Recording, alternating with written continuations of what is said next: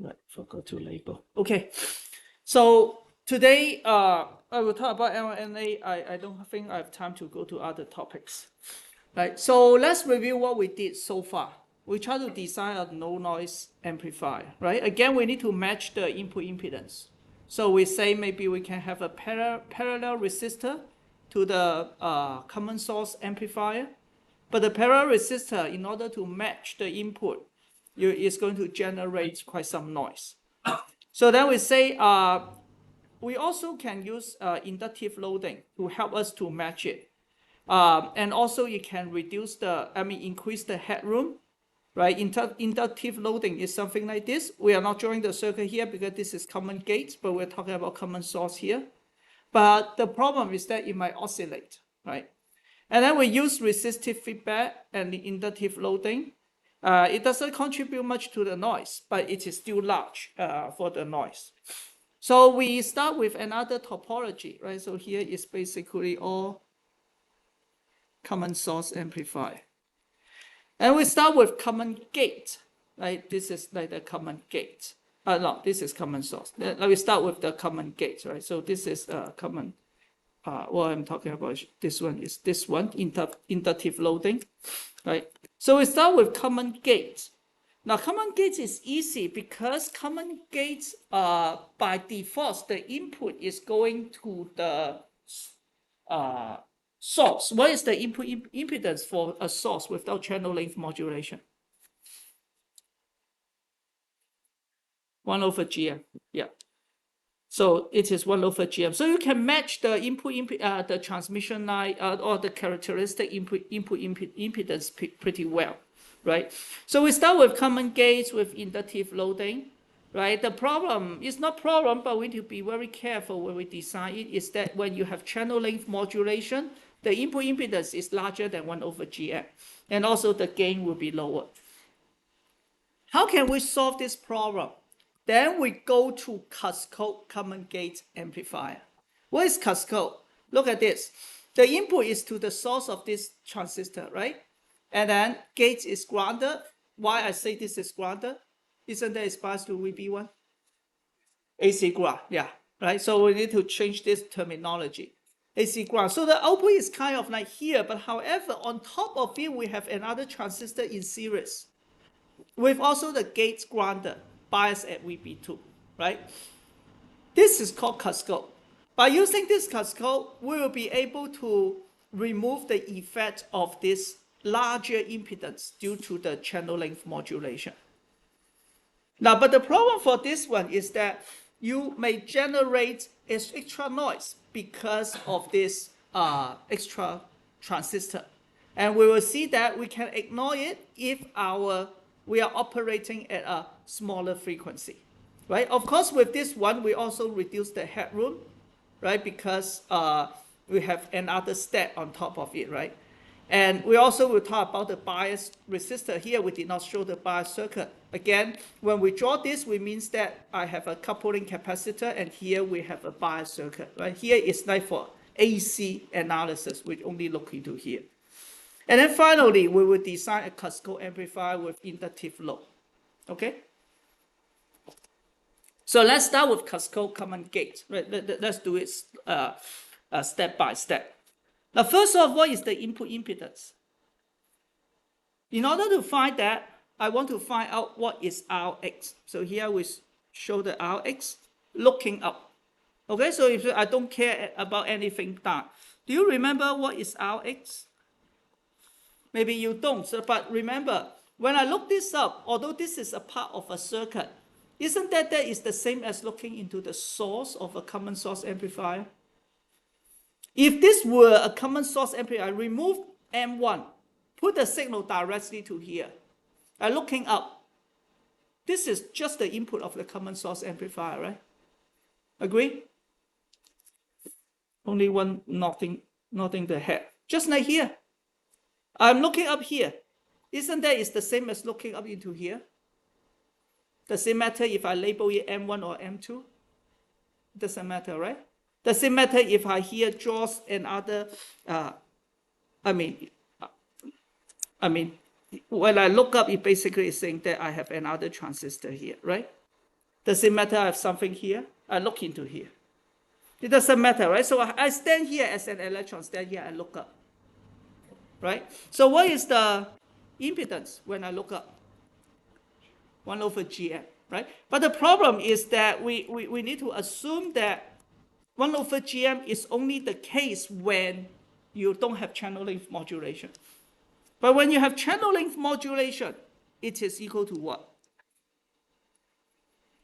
Anyone remember the equation? Maybe you don't, right? It's equal to R02 plus R1 divided by 1 plus GM2 R02. Am I right? Yeah. Is this okay? Maybe not. All of you just, have not studied yet, right? So let me remind you.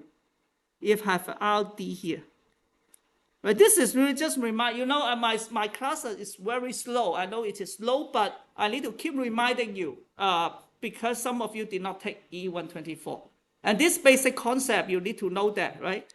I can rush, but although you have less time for your project, but I think we all need some time to really understand it. Where's the impedance looking up again? When there's no channel length modulation. Thank you. 1 over G. When there's channel length modulation, of course you don't know, right? Because you just said that you don't know. But if you go back, you have a cheat sheet, you can see that this is equal to RD plus R0 divided by 1 plus GM R0. Right? I remember it because I memorized it because I've been working on this for a long time. And you don't know it just because you pay attention to my class last time, but you cannot memorize, right? So many equations. And the only thing you can do is either write in cheat sheet or go home. Really understand why it is. Go to the derivation. I told you I have the link to derive this equation, right? It's all up to you if you want to study, right? So we have this. I'm looking up as this as Rx. Now, if based on this, what is the input impedance when I look up R in? What's the R in now? This is a very good exercise. Now my question is, now I look into here, what will be the R in? By using this equation, can someone, see if you, what would be the R in if I give you this equation? If this equation is given, looking into the source of a common gauge amplifier, this is grounded, with a RD on top when you have channel length modulation. Now, what is the R in where there's no channel length modulation for this transistor? 1 over GM1, right? 1 over GM1. Now, well, if there's channel length modulation, what would be the R in?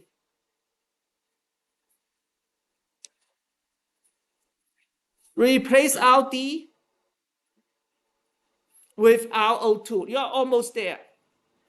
Rx. He said Rx. What do you think? Replace R. Very good. Yeah. So very good. So you got it, right? Because at this moment, when I look up, this whole thing is just an equivalent resistor RD, right? I really don't care how complicated you are. When I look up, I see this resistance. I try to derive KCL, KVL. How do I get this one? I do this by doing the small signal and derive KCL, KVL, right? I should get the same equation. So naturally, this will be R01 plus Rx divided by 1 plus GM1 R01. Make sense? Right? Because now I'm talking about M1. Of course, everything is 1, except that this is no longer R1. It's the effective impedance looking up, so it's RD. Right? So this is the art that you need to learn, right? So then what do? I just plug in Rx to it, right? I got R01 plus Rx is R02 plus R1 divided by 1 plus GM2 R02 divided by 1 plus GM1 R01. You see, if you know the trick, you can understand the circuit in a few seconds. If you don't, try to solve the KCL, KVL. You won't get it even after 24 hours. Okay? Makes sense? I plug in Rx2 here. Any questions?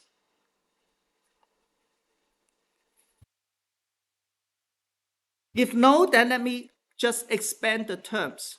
The first term, right? The first term is going to be R01 divided by 1 plus GM1R01. The second term is R02 divided by 1 plus GM1R01 divided by 1 plus GM2R02. The third term is going to be R1 divided by also the two term 1 plus GMRO1 times 1 plus GM2RO2. This term divided by this guy, RO2 divided by this and then divided by this. R1 divided by this and then divided by this. Is that okay? Well, what question do you have?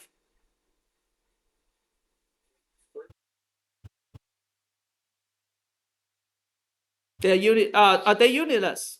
What is the unit of this one? Huh? Ohm. What's the unit of the bottom? Huh? Unitless. Over ohm. And what is R in? Ohm. So does it make sense?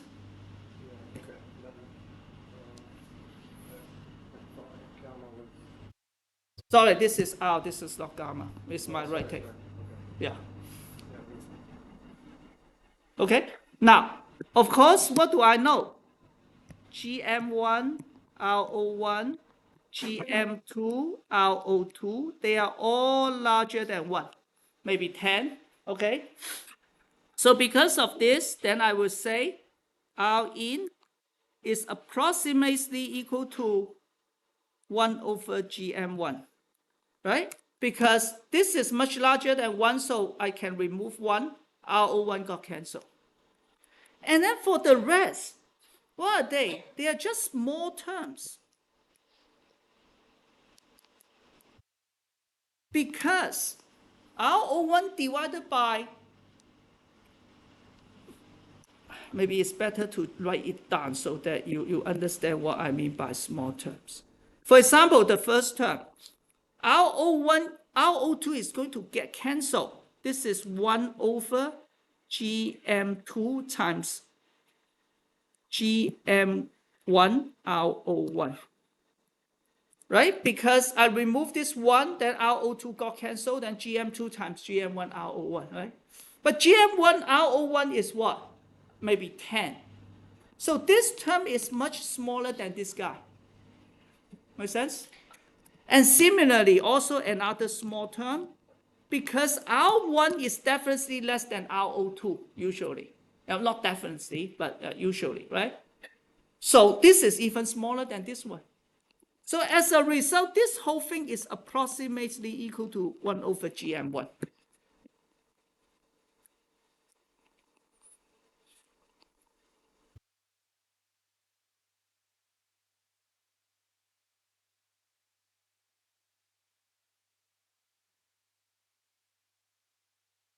Is this okay? Some problem in my cheat sheet, I don't know why. Oh, I see, compared to. Now then let's compare to what we had before. If you don't have Cascode, right, this is from the last line. We have the R in equals to 1 over GM1 plus R1 divided by GM1 RO2. Okay, so last time we said that because of this channel length modulation, that should be RO1 actually. Because of this channel length modulation, right, we got something larger than 1 over GM1.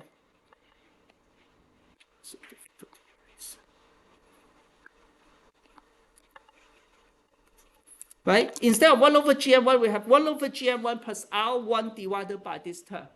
But now, this is R1 divided by this term further divided by GM2 R01. So all this term get maybe 10 times smaller, this term, right? So as a result, the whole thing is approximately 1 over GM1. Is that okay? Yes, okay. Now, the whole purpose of this slide is really not just to tell you that with Cascode, you can have a more easily predict in. It's all this skill, right? I'm practicing because in E124, we spent the whole semester practicing this type of skill. And you don't have the chance if you did not take that class. So that is like how you do inspection and understand the magnitude. 1 over GMRO1, we can assume they are large, maybe in the order of 10 or above. That's why it can make things smaller. Okay, any questions? If no, then let's study the noise added by M2. How do we study it? Now, definitely I can put the gate noise there, right? Not the gate metal noise, but the equivalent noise, voltage noise at the gate, right? Do you remember what is this?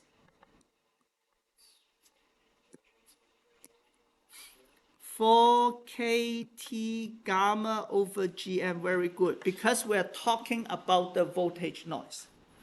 Now, the problem is, how do I convert this into the output voltage noise, right? I want to know what is the Vn out square bar. What is the equivalent one, right? Then, of course, the best is to, this is just like a common source amplifier with degeneration. Then I just use the equation. I know the relationship between the gate and the output, right? If this is a common source amplifier, just multiply the gain, I will get V out. This is the first thought. Make sense? But now the point is how I came up with this. Look at it here. If you look down, I actually have a transistor here with RS here, right?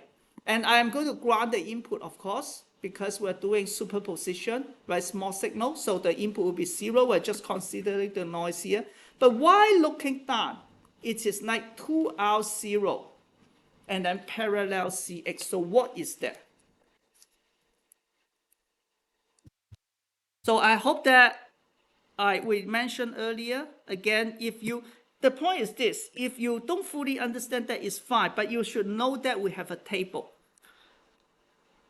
Common source amplifier with degeneration, RS, V in, right? I don't want to put V in. It may confuse some of you. Let me just assume this is ground, AC ground. Look in. What is the input? What is the output impedance? If RS equals 0, what is the output impedance when you look into the drain? RO. But we have a RS at the source. And what is that? Again, I taught you before. Again, you don't have time to study. There is an equation. You need to figure out. You need to memorize it, right? It is there are many ways. Let me do R0. I will just use maybe R0 times 1 plus GM RS plus RS. That is the equation. When RS equals 0, this is R0, right? When RS equals 0, that is exactly what you get when you look down. With degeneration resistor, it got amplified by this much. You can also say, because RS is usually small, so I'm going to say this is approximately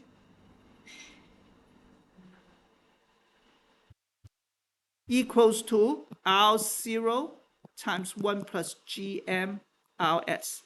Because RS, usually it is small.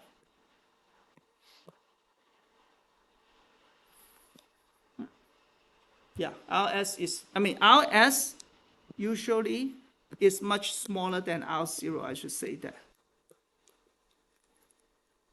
Is this okay? Because I R0 plus Rs, right? So R0 may be 10 kilo ohm, Rs may be 50 ohm. Then Rs is gone. That's why I have this, right? Then I further do this. R0 plus GMRS times R0 equals to R0 plus 1 over GM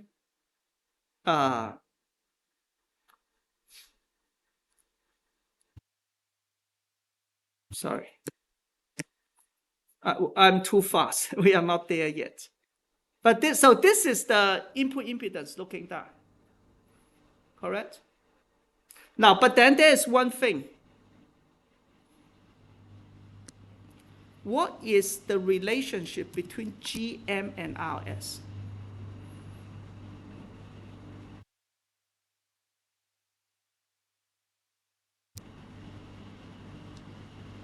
Do you remember? What's the relationship between GM and RS? Why we try to do common gates amplifier again? To matching. How do we match? Yeah. We try to match 1 over GM to RS, right? Because it is match. So this is equal R0 plus GM, 1 over GM, R0. This is for example, this is because we're trying to match the impedance. So what is this? 2R0, right? Then now you understand why we put 2R01 here.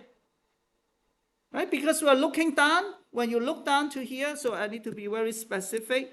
What we're talking about is this. This is R, let me call it R down, is equal to this. R down. That's what we have been doing in the last few minutes. Okay? But however, I also have CX. Why? Because I have parasitic resistor, right? So this one, I will just write down what they can be. CX, just look at this node. This node. So let's take a look. We have this is which terminal of M1? Which terminal of M1? Source, gate, drain, or body? X, for X. Is that the source, gate, drain, or body of M1? Hey, you really don't know how to answer? Where is the gate? Where's the gate of this device? Huh? What's the bias of the gates of this device? M1. I'm going to call your name if you still don't answer. I mean, yeah, B1, right? This is the gate. Which one is the source, which is the drain? Huh? No, you only have 2 terminals, right? The up or lower terminal. Can you say it? Which one is the gate? Which one is the drain? Up, yeah. Is this okay? This is drain, this is source. Is that clear? And this is the gate, right? I mean, you're learning some advanced topic, don't confuse with the terminal. It's not forgivable, okay? So, okay, so that is the drain. So what capacitors do we have? We have CDG1. We also have CDB1. The capacitor between the gate and the G and the drain and the gate, between the drain and the body, right? But it's also connected to another transistor. Which transistor is that? M2. What terminal is that for M2? Source. So you also have CS B1, 2 and CSG2. Okay? At this stage, let's ignore it for now. Okay? Let's ignore it for now. So, now you tell me, what is the gain of this circuit? Well, this is a common source with degeneration as the gain. If you forgot, again, it is equal to GM2 times R1. A common source is just the GM times R1, right? But with degeneration, you are going to reduce it by the factor of 1 plus GM2 times the degeneration resistor or impedance, which is 2R01 in parallel with 1 over SCX. Now, again, if you don't know this equation, right, then go back. Last time I remind you, I have some review slide. I say E124. It's the gain of the GMR1 divided 1 plus GM times the bottom resistance. But now you just need to substitute the whole thing. Okay? So you put whole thing, just go through the math, you get this. Pretty complicated stuff, which is okay. Do not feel that this is, the circuit engineer work with this a lot.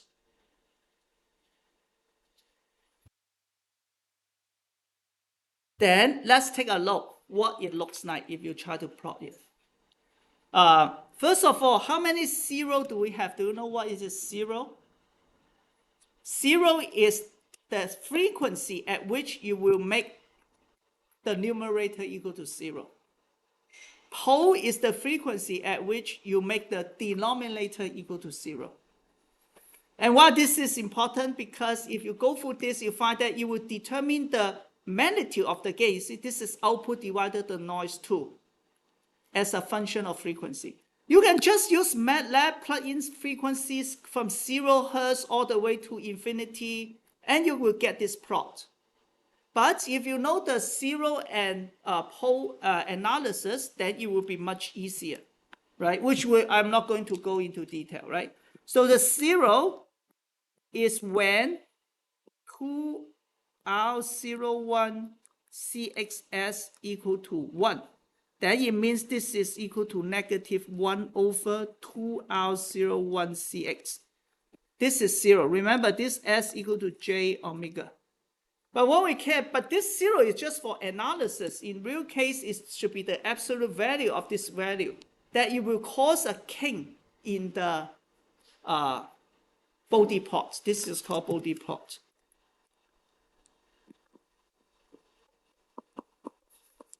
Okay, so this is the 0. Okay, so I call this the 0. Okay, and then what is the pole? Pole is where the denominator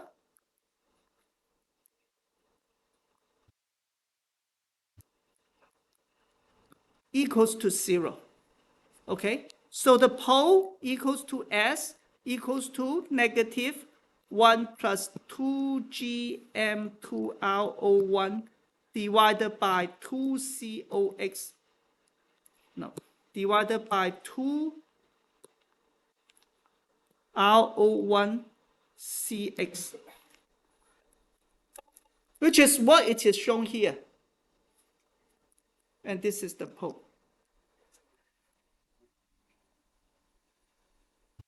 So again, 0 is in the complex plane. You will, in the complex plane, your 0 is negative because it is stable. But if you, when we're doing body plots, you look at the real frequency, you will just make them positive. Okay, so if you did not study this before, just take this for granted, right? Because you are not doing negative frequency in the real case, right? That is for the complex analysis. So this is not directly equal to each other. They are different things. But this 0 will say that in this plot, I'm going to have a kink. Now, when you have 0, the gain will go up. When you have a pole, the gains will go down as the frequency increase. So you first hit the 0, go up, and then it goes down. But the main point is this: as long as my operating frequency is lower than 0, the 0 frequency, then it is small. Because after 0, it's going to go up, right? So if omega is much smaller than 0, which is 1 over 2R01 CX, then we have a small gain, right?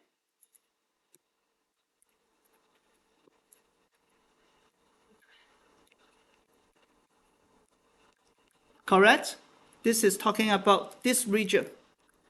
This region is smaller than 0. We have small gain. So if you have small gain, then it means we end out square, which is equals to the gain times Vn2 is going to be maybe gain square small. Make sense? All I'm trying to say that is, yeah, you have a noise due to this transistor, but it appears at the output by the gain of this circuit.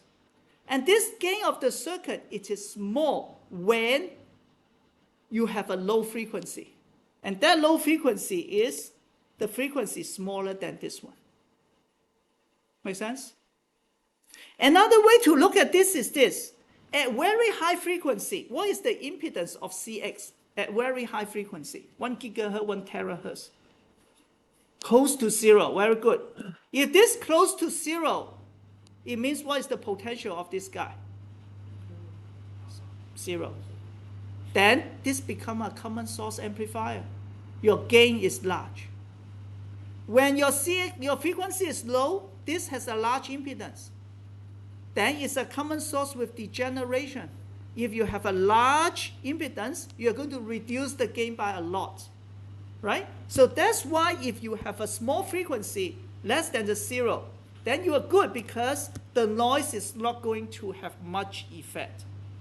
So in this case, you want to operate, right? Then M2 noise has small effect, right? But we need to recognize this one.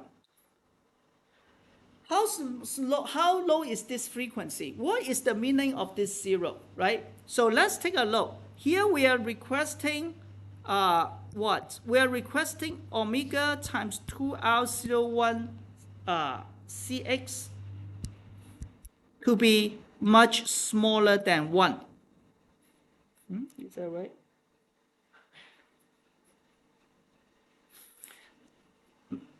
But what is CX? First of all, sorry, what is CX? Yeah, what is CX? CX is in the order of CGS, right? Because let's look at this CX. It's just CDG, CDB, CSB, CSG. It's just the transistor capacitor. So it's close to that order, okay? So because of this, then it means we need omega much smaller than 1 over 2 R01 CGS. It's like something like this, okay? But remember, 1 over 2R1 is very large, right? So it's very large. Then it means what? It means this guy is also much smaller than GM CGS because sorry, I put the wrong place. GM should be on the top. Okay, GM usually is much larger than 1 over R01. Okay, or in other words, 1 over GM usually is much smaller than R01 because 1 over GM is what? 50 ohm, for example. R01 is like 10,000 ohm, right? So because of this, if you remember what we studied earlier, this is actually just the transit frequency of the device. This is the transit frequency, the highest frequency that your transistor can operate. I think we test this in the midterm, right? What is transit frequency? How do you define it? Maximum frequency, what gain? What type of gain? Current gain. Yeah, both are very good. Current gain, right? So that is the highest frequency incorporation. But here what you're trying to tell is that because you want to avoid the noise, you need to operate your transistor much lower than the transient frequency, which is not good. We're talking about RF, and you say that I cannot go to very high frequency, right? So that will hurt the performance. So, but however, that can reduce the effect of the noise. Any questions? I'm very slow, I know, but we are also just keep repeating the concept we learned earlier. So I hope that you can understand it. Now, how about the headroom? With one more transistor, how would the headroom change? Again, what do we concern about the headroom? What do we care about when we talk about headroom? What is the meaning of headroom? It means how much I can bias it, then how much I can swing, right? Why I cannot bias it very low or bias it very high? For example, why I cannot make, what's the criteria? What's the constraint that making us, we cannot bias it too high, VB2? One is VDD. Yeah, another is transistor will go out of saturation, right? Both are valid answer, right? So let's consider how we buy it, right? The maximum VB, the maximum VD2. What's the maximum drain voltage? Again, I remind you, this is drain, this is source, this is drain, this is source. What's the maximum drain voltage in this circuit? Well, let's say, yeah, if you can, you're allowed to bias it all the way to VDD because we're using inductive loading, right? We're using inductive loading. So we can think in that way. And need, as you said, M2 in saturation. So when M2 is in saturation, if you forgot, then check your cheat sheet. Otherwise, the saturation means I cannot form the channel on the top, right? So basically, it means VD2 must be smaller than VDD plus VTH2, right? But since we choose, so here I have a typo, right? This is not VDS, this is VD2. Correct? This is VD2. I'm talking about this is 2, this is 2, this is 1, this is 1, right? So I'm talking about the voltage here needs to be smaller than this one, which is okay because I already assumed that my VD2 is larger than is equal to VDD. Then of course it's smaller than VDD plus VTH2, right? So no problem. This one definitely okay, right? So I can bias it such that VD2 is, sorry, I say something wrong, right? I keep saying something wrong. What's wrong with this equation? What should I compare to? Why I say VD2? You compare to what voltage? VDS and gates. Do I have gates here? No, completely wrong, right? So I have a typo because this is VG2.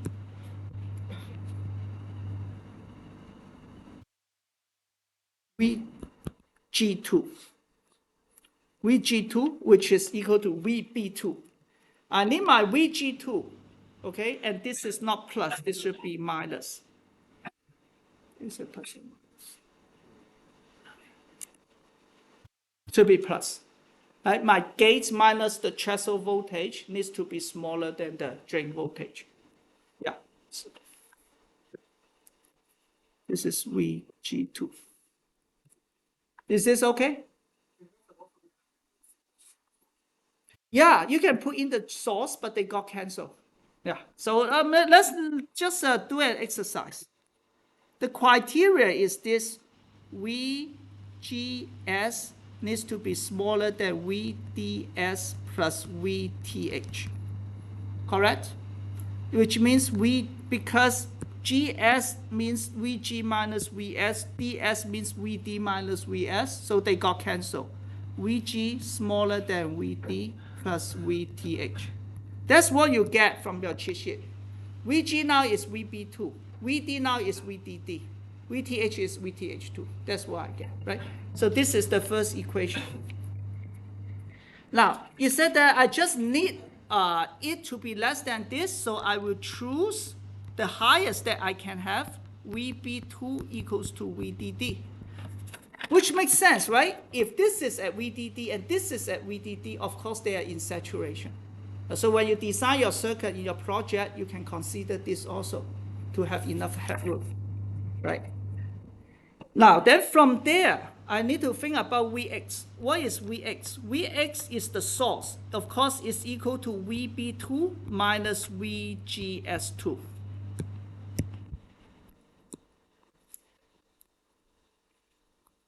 Of course, in other words, we just think that VGS2 by definition is VB2 minus Vx, right? Because this is source. VB minus Vx is just VGS2, right? So Vx equal to VB2 minus VGS2, right? So you go down a little bit more, right? So your Vx needs to be less than VDD minus this guy. Now, then further, how about first transistor? First transistor, we also require the gate, just like here, the gate to be less than VD1 plus VTH1, right? And VD1, of course, is nothing but just Vx plus VTH1, right? Because VD1 is just equal to Vx, right? And then I plug in what I have from above, which is Vx. So I have Vx equal to VB2 minus VGS2 plus VTH1. Okay? And then, but before I already said that VB2 equals to VDD.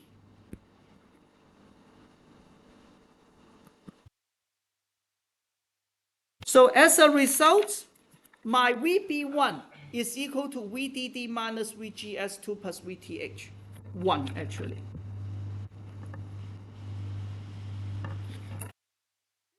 You need to do when you design the circuit, you have this equation in your spreadsheet and you play with it so that they bias in the right location, okay?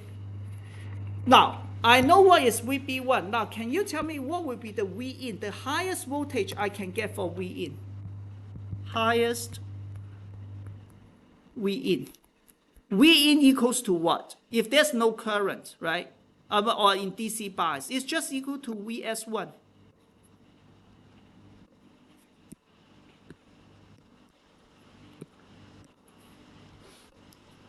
Correct?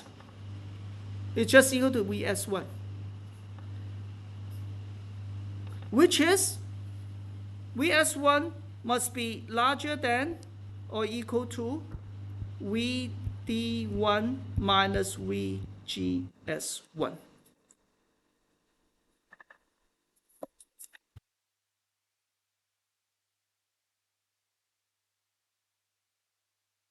Do I miss something?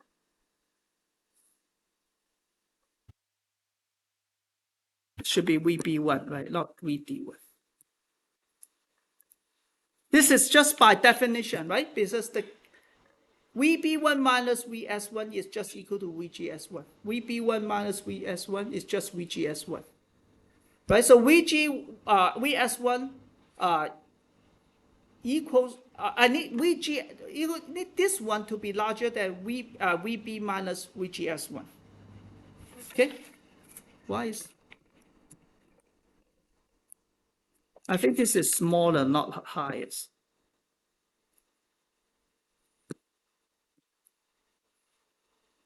Maybe let me just say equal instead of high, instead of larger.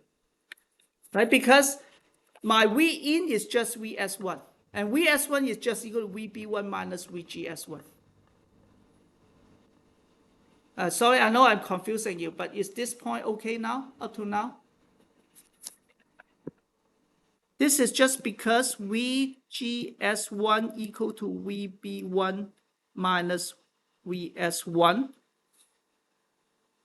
by definition. Yeah? Okay, then I'm going to plug in VB1 from the top, right? VB1 is just this whole thing, VDD minus VGS2 plus VTH1 minus VGS1. Right. So I try to rearrange it. It's just VDD minus VGS2. The whole thing minus VGS1 minus VTH1. So this is the highest V in I can get for this circuit. Then what is the headroom that I have?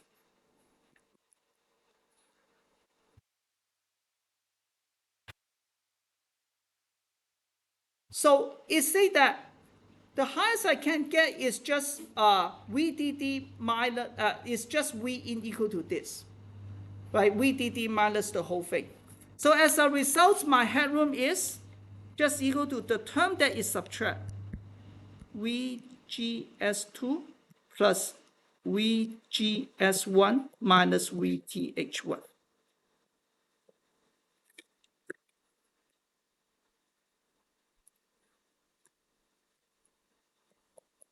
Right?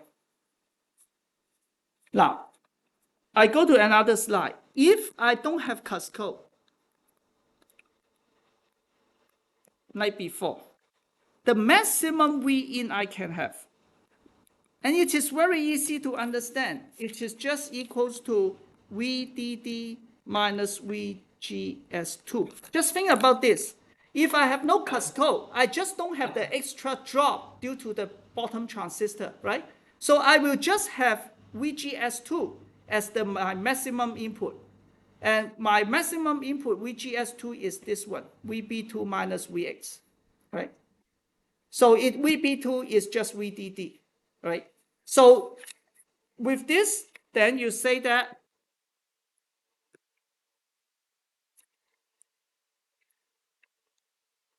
due to Cascode,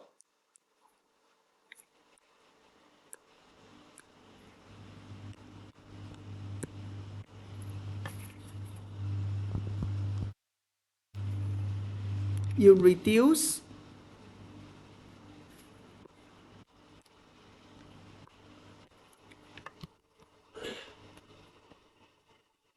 the headroom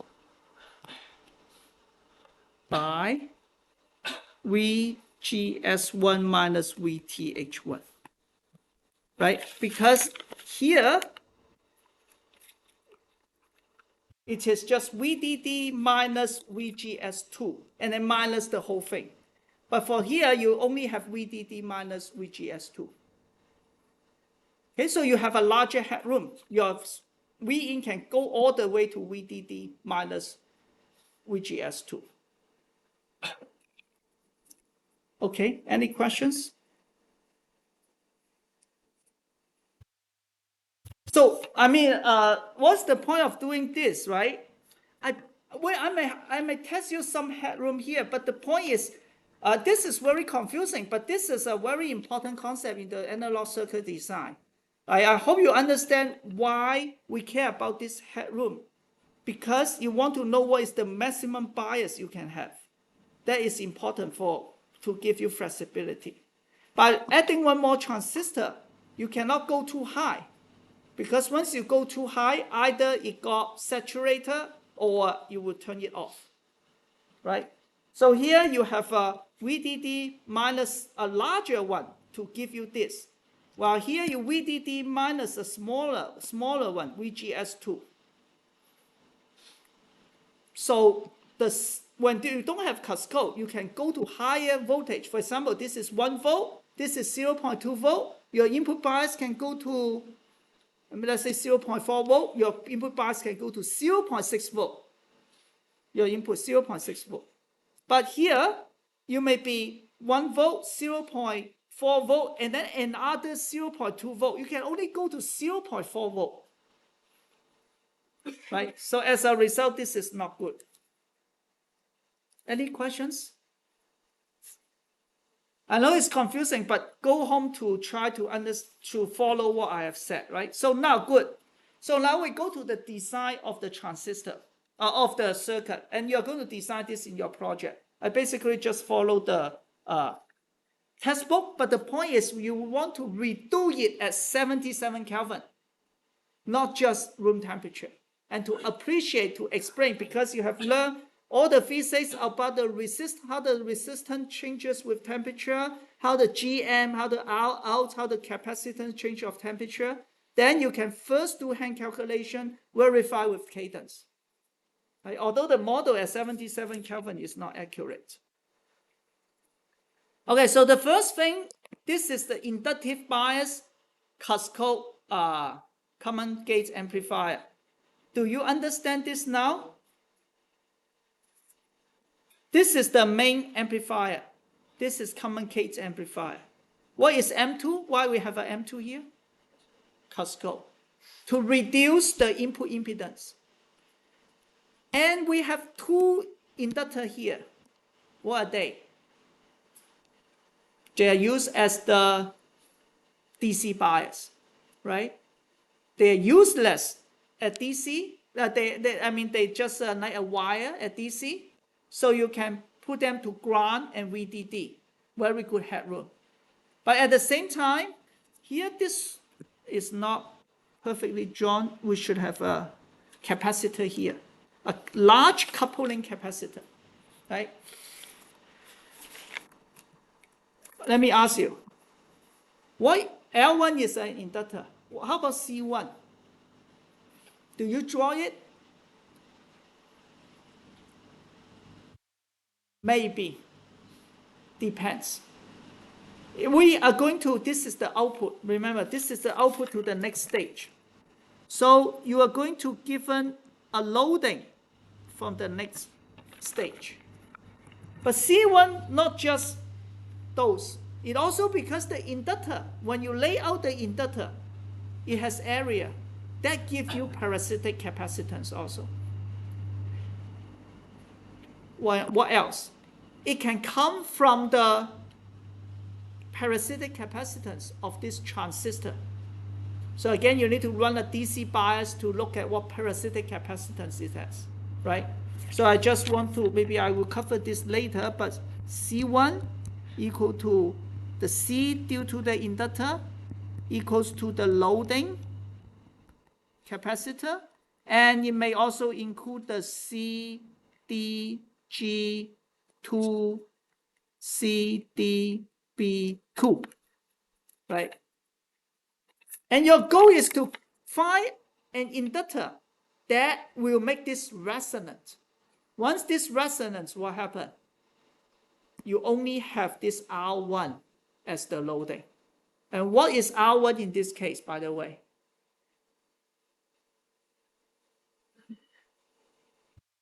In this case, it's just the parasitic capacitance. So parasitic resistance of the inductor, right? So this is not used yet. Later we will add another resistor, okay? Now, so now we understand mainly, this is a current source. What type of connection is this? Huh? Yeah. Diode connector. Remember diode connector? The gate is connected to the drain, although we don't have a resistor here. So what is the, for small signal, what is the input impedance? 1/GM for diode connector, right? But we don't care about this. This basically is to convert the current to voltage. Then this voltage bias this transistor.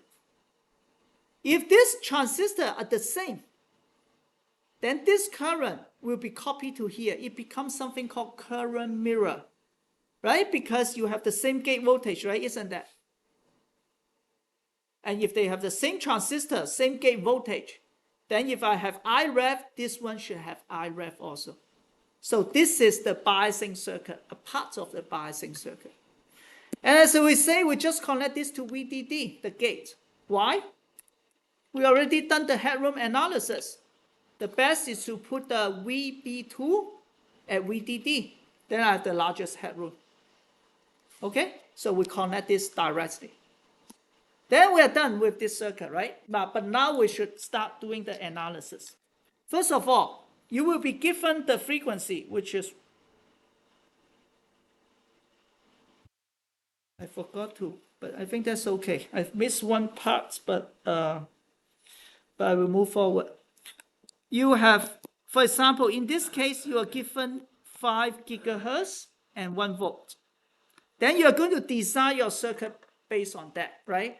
We use inductive biasing instead of RB. Why? That is what I missed here. I actually want to discuss this. How do we bias it, right?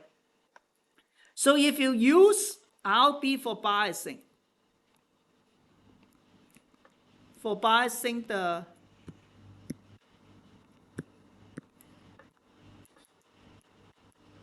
the Cascode circuit,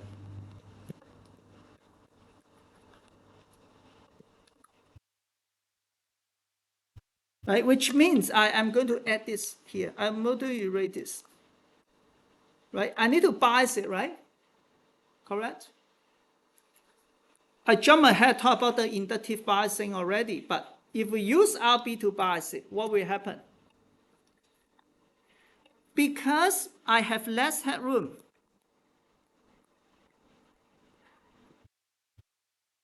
right? I have less headroom now, right? Because of this extra potential drop due to this transistor, which is VGS minus VTH. Remember, I cannot go too high.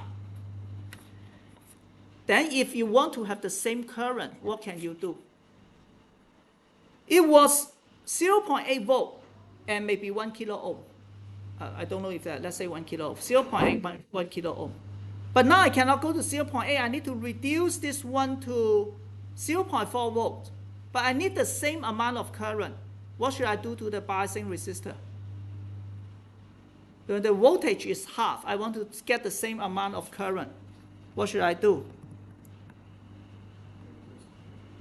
Huh? Yes. Less headroom, smaller V in bias. Then I need smaller RB for the same current. Why do I want to have the same current? What happens if I reduce the current? What's the problem? If I try to bias it by reducing the current through this transistor. Yeah. You save energy, but your GM is worse. Your RO is changed. And then your whole design is not working, right? So that's why I need to have a smaller RB. But smaller RB means that larger noise in this case, just because of the location of it, okay? It will give you larger noise, right?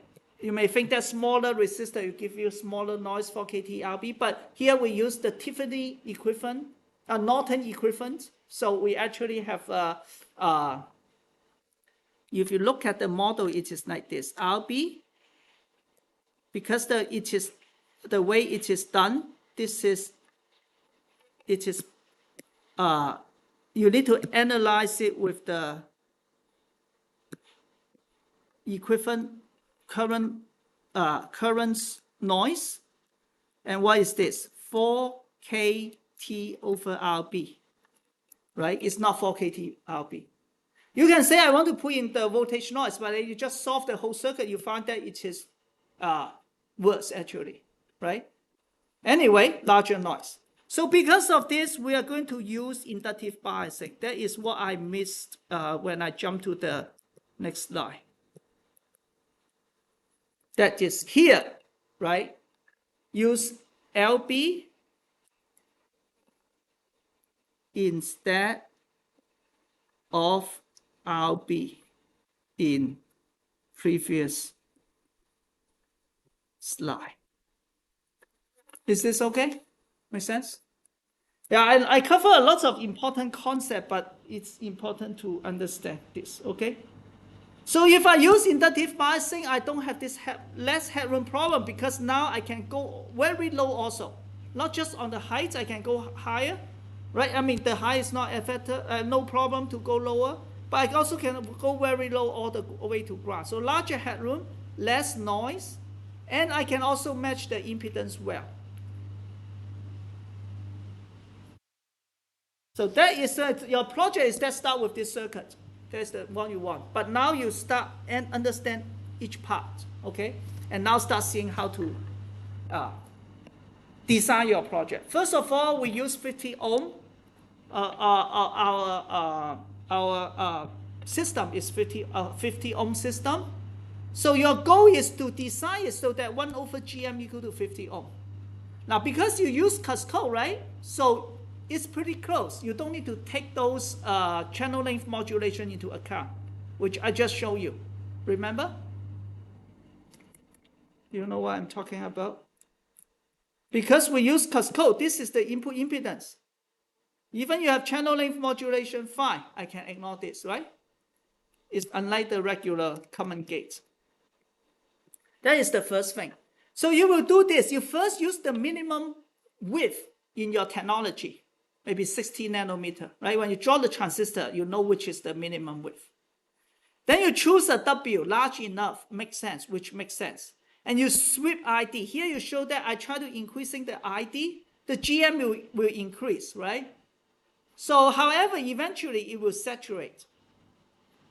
So for power efficiency, the author suggested we take 80% of this maximum GM. We take the ID0, give you that 80% of the maximum GM.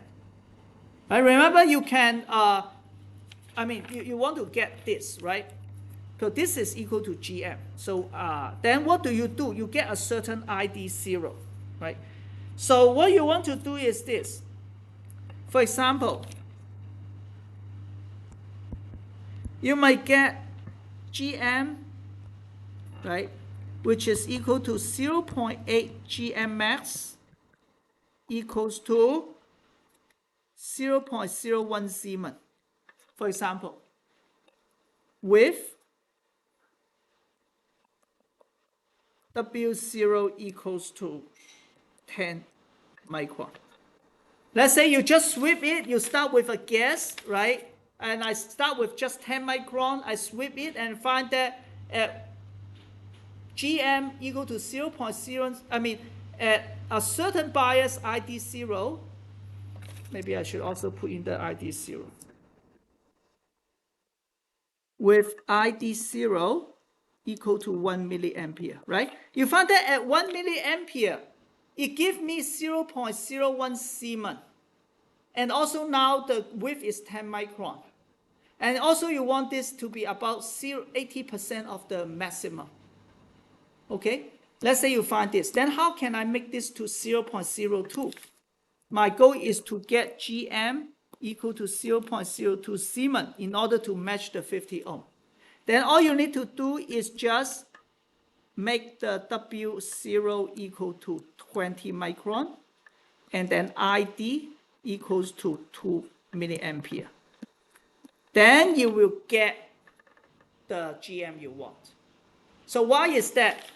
That is because GM, again, we learned this before, equals to square root 2ID W over L mu C ox. So if you increase ID GM by alpha, ID by alpha, W by alpha, then they will still be the same. In order to increase GM by alpha, you need to increase ID by alpha and W by alpha. That's what I'm saying here. In order to double my GM, I need to double the width and also double the current at the same time for the same voltage bias. Maybe here it doesn't matter, actually. Any questions? So that is the first step. With this, you choose what the currents you want, and then you choose what is the width of the transistor you want. How about the length of the transistor?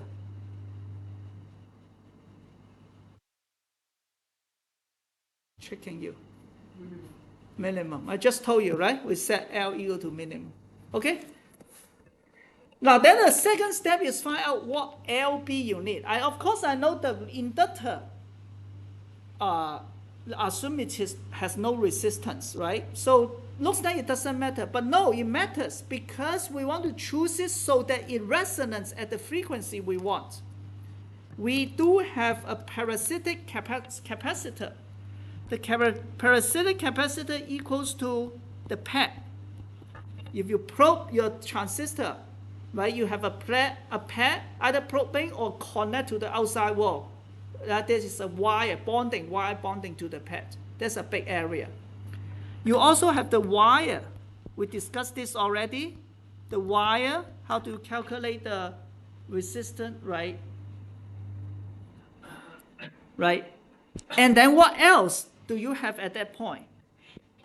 This is the source, right? So you have CSB1, CSG1, and then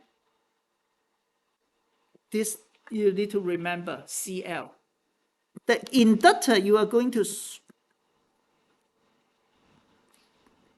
choose is going to create another capacitor, right? So you see all this capacitor and your goal is to make it in resonance. That means the goal is to do this. You want to have omega equals to 1 over square root LB times LP. So you need to, not LP, sorry, LB times CP. LB times CP. You first calculate the CP.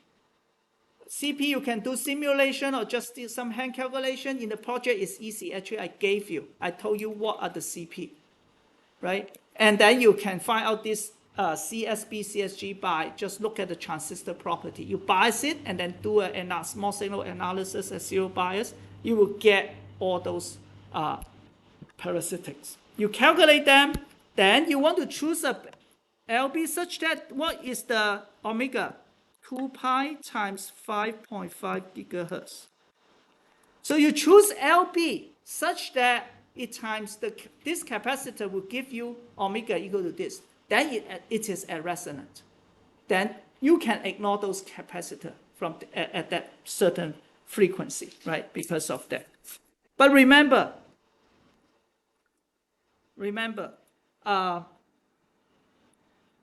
so then it means that the L, remember, you need to do it iteratively. But I don't ask you to do too much because LB change will cause CL change. Right? Correct? You decided to have a certain LB, this size, then you have a parasitic capacitance, right? Once you have a parasitic capacitance, then I need to recalculate LB. Then LB change, I need to recalculate the CP. But they converge very fast, and also the error is not too much. For this project, I don't ask too much. Is that okay? Now, you also need to be careful in your project. All this capacitor can have parasitic resistance. Okay, so this is the parasitic of LB, and that depends on the quality factor, which is RP divided by L omega LB. Okay, that is how you calculate the resistance based on the quality factor. So I think Cadence allow you to put either the resistance or quality factor into it, right? So if you have a high quality factor, you have a high parasitic parallel resistor, right? If it's infinity, then you don't have, it is just open circuit, right? Is that okay? So this is how to choose LB. How about the bias circuit? How do we choose the current here? So just follow the rule. You can also venture. Is that, do I need very large biasing current here? Now, here I need large current because, remember, larger current give me larger GM. Larger GM will be a better performance maybe, but more importantly, help me to match the resistance, right? But how about for the current here? It doesn't need to, right? So we usually, to save the energy, we will make the width of the bias transistor maybe 1/5.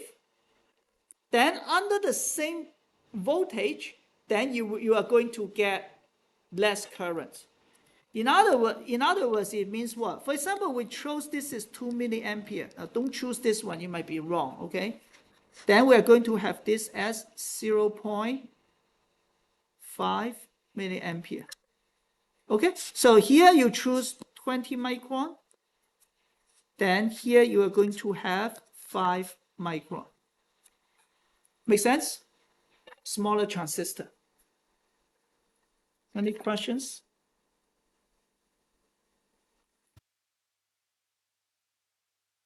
I just want to highlight one thing about this biasing transistor. Look at this.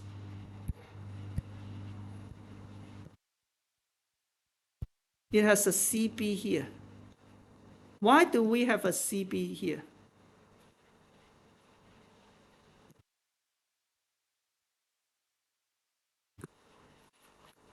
Any guess why we add a capacitor? What's the purpose of this capacitor?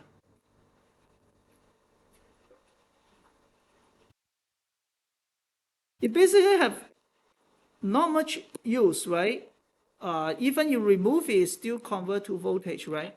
Because, right? For DC, because this is just a DC biasing, I don't need a capacitor. This is because we do not forget we also have the noise 4kT gamma GMB. Right? Now you have a capacitor, you have a path to short the noise. Right? Because your noise is a high frequency. All this high frequency noise will see us ground here if you have a large enough CB. Right? So all this is to stabilize your device and also to avoid the reduce the noise. Okay? Make sense? Okay, how about M2? Right? M2 just follow the what is suggested. Like, for example, we will just again set it to minimum size for length.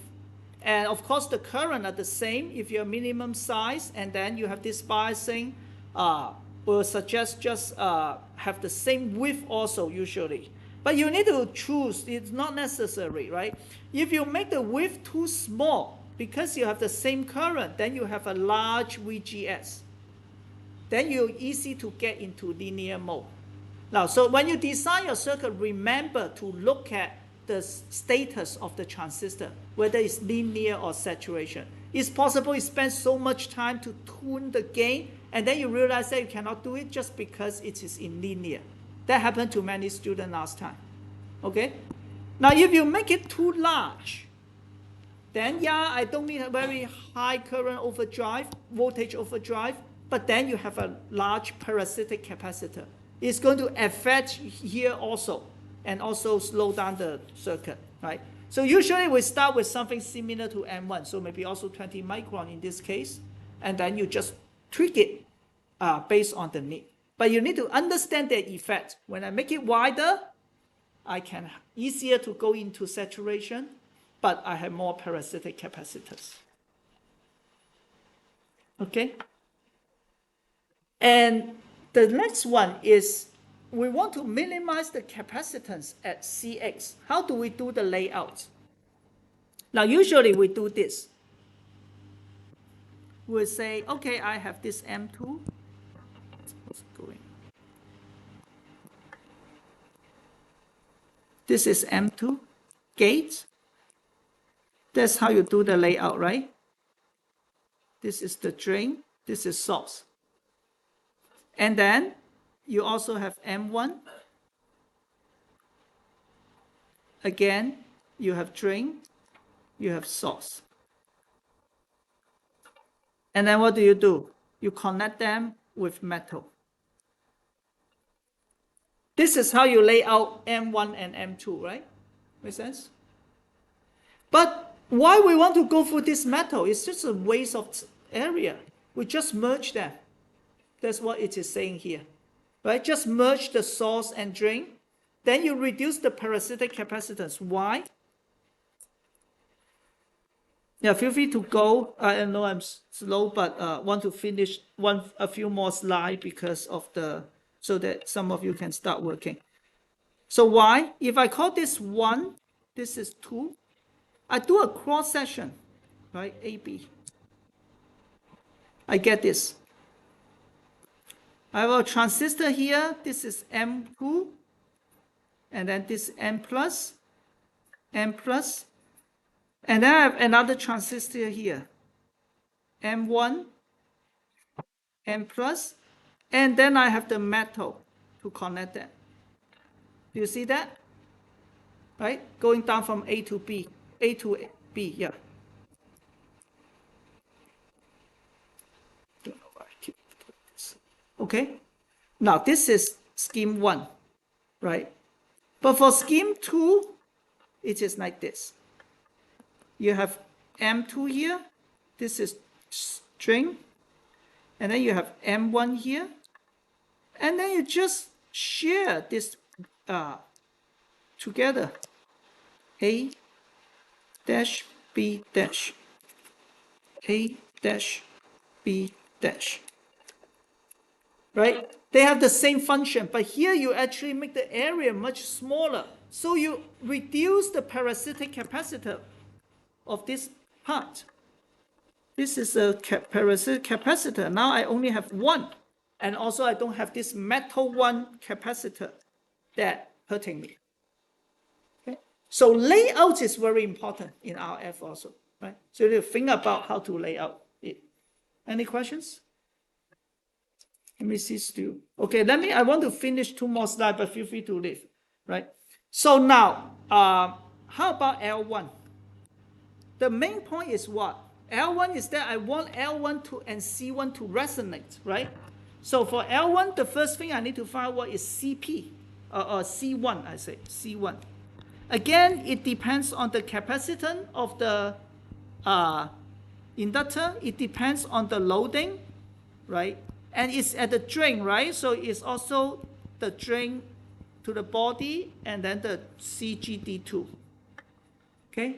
And again, your goal is to get it so that you have omega, which is 2 times pi times 5.5 gigahertz equals to 1 over square root C1 L1.